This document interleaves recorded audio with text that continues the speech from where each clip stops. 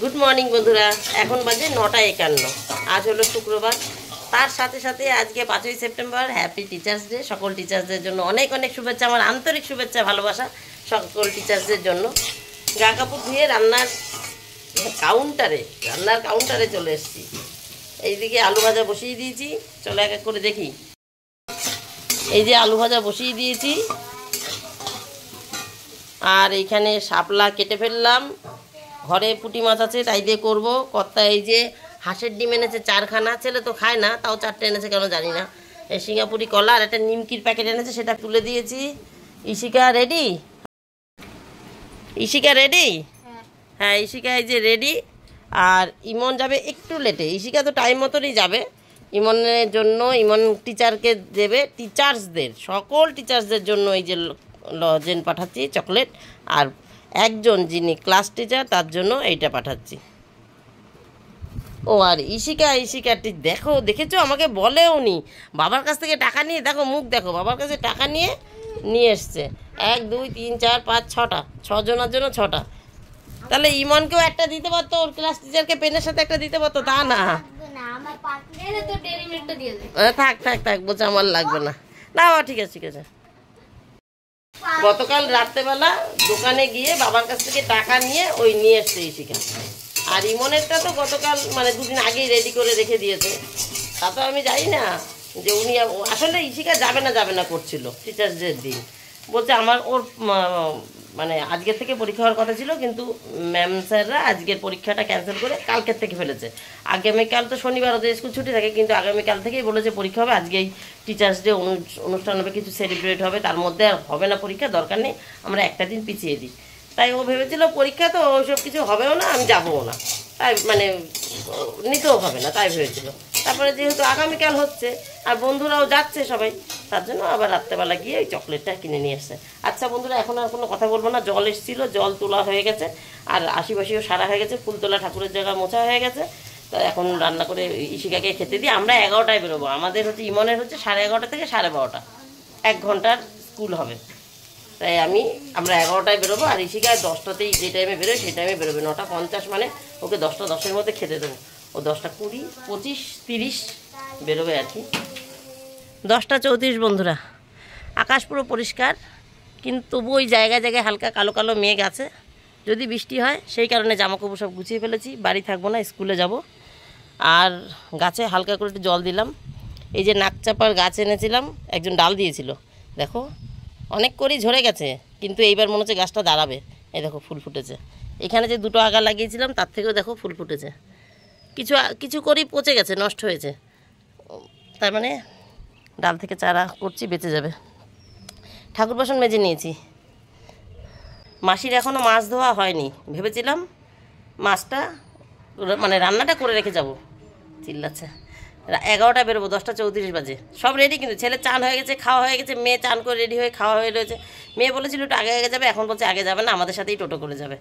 যাই হোক, তা মাসির মাছ ধোয়া কাটা হয়নি দেখে ভাবলাম তাহলে ছাদে গিয়ে বাসনটা মেজে আসি, নাহলে ওই দুপুর রোদে আসবো। ইমনে 11:30 থেকে 12:30 ক্লাস হবে, মানে ক্লাস নয়, প্রোগ্রাম হবে, টিচার্স ডের প্রোগ্রাম। কিন্তু আমি বসে থাকবো না, আমি হাটে যাব শুক্রবার। ওখানে চাকদা থেকে হাট তো 10 মিনিটও না, হাটে যাব। ঘুরে 1 ঘন্টার মধ্যে যা কিনতে পারি না কিনতে পারি, একটা ঘুরে একটা চক্কর দিয়ে আসবো। 12:30টার মধ্যে চলে আসবো।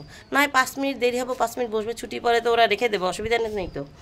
যাই হোক, তাই তা ওই দুপুর রোদে এসে কি আর বাসন মাজতে ইচ্ছা করবে, আর রোদে আসতে ইচ্ছা করবে? তাই গুছিয়ে রেখে গেলাম, যদি জোর বৃষ্টি না হয় একবারে চান সেরে আসবো, বাড়িতে আসবো, এসে মাছের ঝোলটা মানে খাবো, মাছের ঝোল করবো, তখনই খাবো। আমি তো 12টার আগে খাইও না, ওই 12:30 পৌনে 1টাতেই খাবো। কী করা যাবে, এখন আমি খাবো না, খেলেই না পেটের গন্ডগোল শুরু হয়ে যায়। তাই এখন আর খাবো না, স্কুল থেকে এসেই খাবো, ওই হাটের থেকে স্কুল থেকে যাই হোক এসে খাবো। এসে শুধু মাছের ঝোলটা রান্না করবো। শাপলা দিয়ে পুঁটি মাছ হয়ে গেছে বন্ধুরা, চলো যাই, এখানে আর কথা বলবো না। হ্যাঁ, ওর জন্য জামাকাপড় গুছিয়ে দিয়েছি, বাড়িতে তো কেউ থাকছি না, সেই 12:30 1টায় আসবো। 10টা 54 বন্ধুরা। এই যে সব রেডি হয়ে গেছি আমরা। রেডি হয়ে গেছি, চলো যাই। 1টা 5 বন্ধুরা, সবে ঢুকলাম, কাপড় ছাড়িনি এখনো। ছেলেও ওখানে বসে আছে, ওই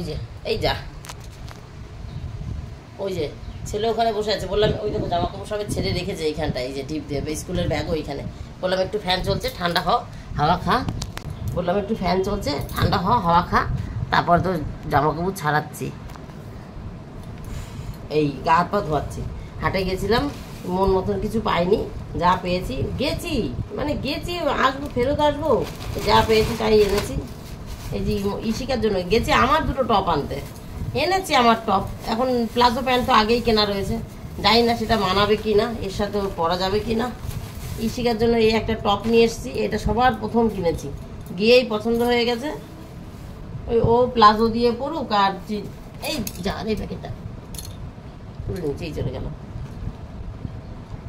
প্লাজো দিয়ে পড়ুক আর জিন্স দিয়ে পড়ুক, যা দিয়ে পরে পরবে। সামনেটা একটুখানি হালকায় যেরকম কাজ করা আছে, ওই ছোট চুমকি আছে না, ছোট চুমকি দিয়ে সুতো দিয়ে এমব্রয়ডারির কাজ করা আছে। এটা নিচে 100 টাকা, 100 টাকা। তারপরে ইশিকারির জন্য আরো পেছনে দেবো ফোনটা,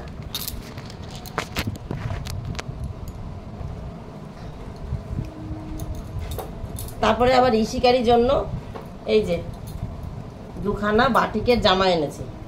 এইটা একটা সাইজ, কোনটা যেন একটা সাইজ বড় আছে নাকি দুটোই একটা সাইজ বড়, তা কি জানি, যাই হোক। এই যে জামা, হালকা হাতে কুচি আছে, ও এখন সব জামার হাতা পরে, হাতা ছাড়া জামা পরে না, তা নিয়ে আসলাম কুচি পরুক। এখন সব জামারই হাতা দেওয়া পরে, হাতা ছাড়া জামা পরে না, কিন্তু নিচটা খুব সুন্দর, আমরেলা কাট, নিচটা খুব সুন্দর। যাই হোক, এই বাড়িতে পড়বে বা টুকটাক এদিক ওদিক যাবে ঘুরতে, সেই বুঝে। আর একটা নিচে দেখলাম কিরে সুতির দেখে আনলাম, এটা তো শিওর সুতি, সুতির দেখে আনলাম, কাপড়টা কি একটু অন্য হয়ে গেল মনে হচ্ছে যেন এইটার কাপড়টা একটু মিক্সড বেরিয়ে গেল। হ্যাঁ মনে হচ্ছে, তখন তো বুঝতে পারলাম না এইটা সুতি, কিন্তু এইটা সুতি যাই না, মনে হচ্ছে কি একটু কাপড়টা আলাদা, সে দেখা যাবে, এক ধোয়া দিলেই সব পরিষ্কার হয়ে যাবে। এই যে এই একটা জামা নিয়ে আসছি, ফিতে আছে পেছনে, আবার বিজনেস করতে পারবো হাটের ঠিক জায়গার দোকান চিনতে পারলে। এই যে গলা, এই যে জামা, এটা বেশি হাতা কুচি দেওয়া আছে, এটার কুচিটা আরো শর্ট, ওইটার কুচিটা একটু বড়। দেখি এটার সাইজটা, এটা XXL করা, এটার সাইজটা। মাছের ঝোল এখনো করিনি, খাইনি এখনো, বাড়িতে আসলাম সবে। ওইটা XXL করা, দুটো একই সাইজ, ভেবেছিলাম এক সাইজ ছোট এনেছি। তারপরে গেছি আমার দোকান, পাই না, তারপরে একটা পেয়েছি, ঘুরতে ঘুরতে লাস্ট বেরিয়ে যাচ্ছে হাট থেকে। তখন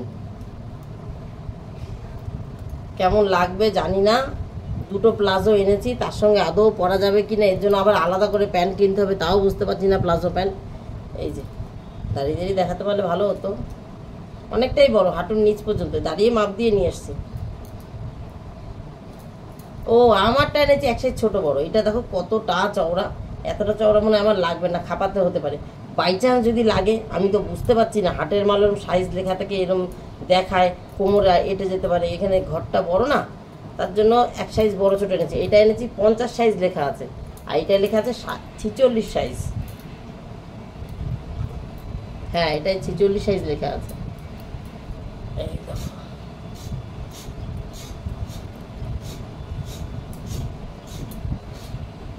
এই যে ওর হাত মুখ ধোয়াতে হবে। ও ওইটা মনে হচ্ছে চৌকোনো গলা, দেখলাম এটার আবার গোল গলা, না দুটোই গোল গলাই আছে। ও দুটোই গোল গলা আছে, দুটোই গোল গলা। এই যে এটাও গোল গলা, এইরকম। এইটা ভেবেছি ওই একটা ছাপা মতন কালার এনেছি, ওইটা দিয়ে পরবো, আর এটা ভেবেছি ব্লু কালারটা দিয়ে পরবো, যেহেতু এটার মধ্যে একটু ব্লু আছে, তাই ভেবেছি। এখন বাড়ি আসুক, মেয়ের সামনে দেখাবো, দেখতো এটা দিয়ে ওটা পরা যায় নাকি, যদি বলে হ্যাঁ মা পরা যাবে তাহলে পরবো, নাহলে পরে আবার আত্মীয় স্বজন তো আর কম নেই, কাউকে না কাউকে দিতেই তো হয়, দিয়ে দেবো। এই হচ্ছে ব্যাপার।